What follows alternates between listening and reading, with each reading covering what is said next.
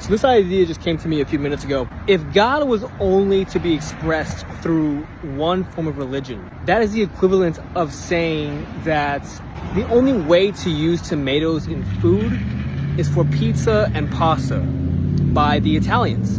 And to view that food in that way would bring on exactly what I think religion does, which is it brings on limitation. Whereas the Mexicans figured out, hey, this shit goes really good with this thing we call salsa. And the Italians could say, no, that's not how you use it. But using tomatoes in that way for Mexicans worked for them. And they can go back and forth about how the proper way to use tomato is when the subject of the tomato itself does not change. The same can apply to God. Whether or not we speak about it in a Christian context or in a Muslim context or in a Buddhist context, the relationship of each religion that each religion has to Jesus, Muhammad, Krishna, God, which we call in this case the tomato, is specific to them, but they're all speaking of the same thing.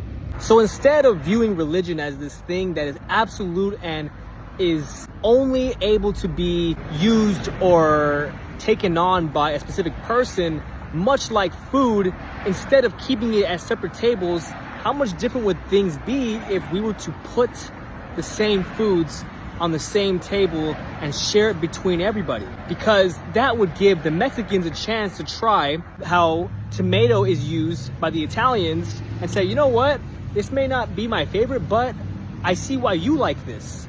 And vice versa. Italians can try salsa and they could really like that shit and say, oh, I really like how it's not my preference, but I really like what you guys do with it.